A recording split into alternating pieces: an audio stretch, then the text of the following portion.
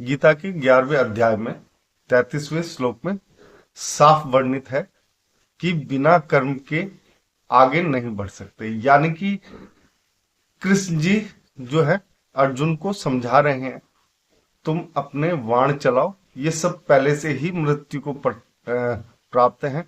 अर्थात कि तुम जो भी कर्म कर रहे हो उससे तुम्हें ही यश मिलेगा।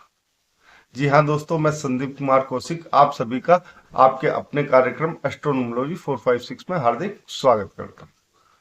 दोस्तों, आज जिस राशि की बात हो रही है वो है कर्क राशि।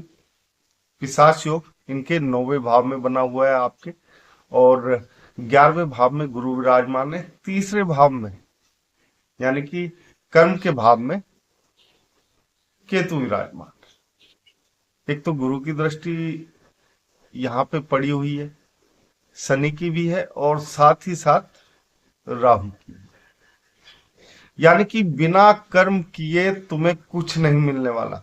अपने दिमाग से खाली आप लोगों को एक ही बात निकालनी है, वो ये है कि जो भाग्य अगर आपका साथ देना चाहता है उसे देने दीजिए, और जो नेगेटिव बातें हैं उसे अपने दिमाग से निकाल दीजिए, क्योंकि यहाँ पे बिना कर्म के आपको कुछ भी प्राप्त नहीं होने वाला।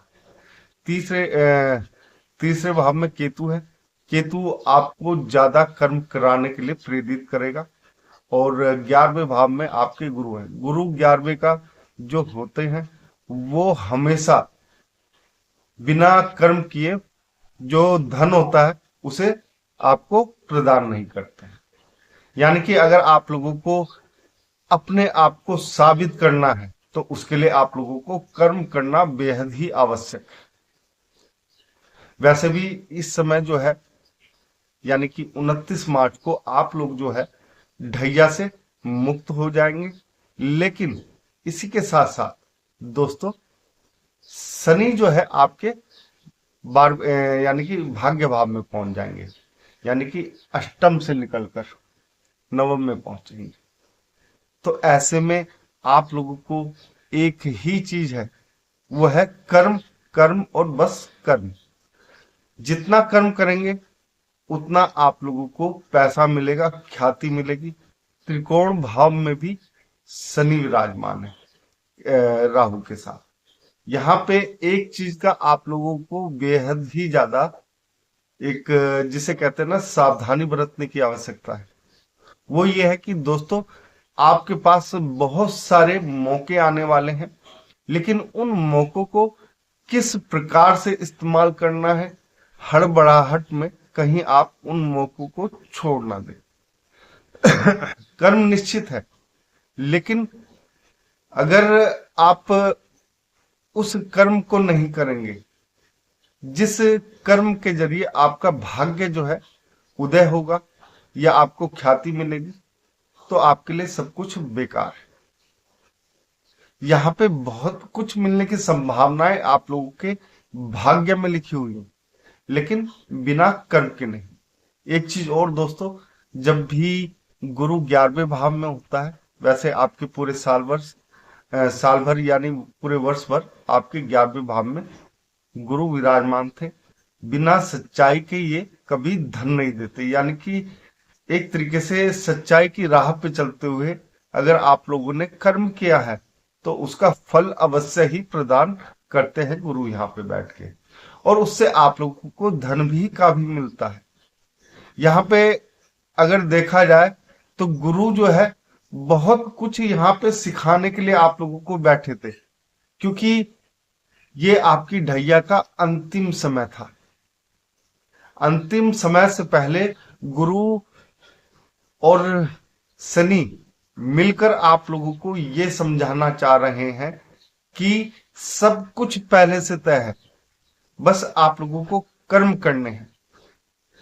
एक चीज और दोस्तों, यहाँ पे मैं आप लोगों को बताना चाहूंगा, आपके भाग्य भाव में राहु और शनि दोनों विराजमान है। ऐसे में मौके बहुत ज्यादा मिलते हैं, लेकिन आप लोगों को संभल के उन मौकों का इस्तेमाल करना पड़ता है। यहाँ पे आप लोगों को ये नहीं बताना है कि मेरे पास इतने मौके आए, किसी दूसरे को, क्योंकि अगर आप लोग अपने चीजें अगर दूसरों को यहाँ पे बताएंगे तो वो मौके आप लोगों के हाथों से निकल जाएंगे, यानी कि भाग्य उदय होने से पहले ही आपका भाग्य जो है बिखर जाएगा। यहाँ पे इन चीजों का ख्याल रखते हुए अगर आप लोग कर्म करेंगे अपना, तो आप लोगों को सफलताएं यहाँ पे बहुत ही ज्यादा मिलती हुई दिखाई देगी।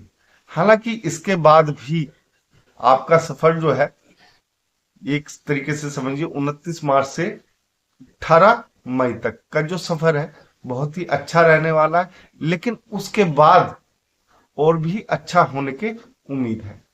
यहाँ पे आप लोगों को मैं अब भी समझा रहा हूं, ये जो एक तरीके से 7.5 तो आपकी खत्म हो जाएगी, लेकिन ये जो वो सॉरी ढैया खत्म हो जाएगी, और आपका ये जो सफर है इसे आगे जारी रखने के लिए, यानी कि और बलवान बनाने के लिए आपको समय को आप लोगों को कर्म करना बेहद ही आवश्यक रहेगा। यहाँ पे बहुत कुछ है आपके इंतजार में दोस्तों, बस उसे आप लोगों को पाने की देर है। दोस्तों आज के कार्यक्रम में बस इतना ही। अगर आप लोगों को हमारा ये छोटा सा कार्यक्रम पसंद आया है, कमेंट बॉक्स में जय श्री राम अवश्य लिखें, और आप सभी मित्रों को भी हमारा जय श्री राम।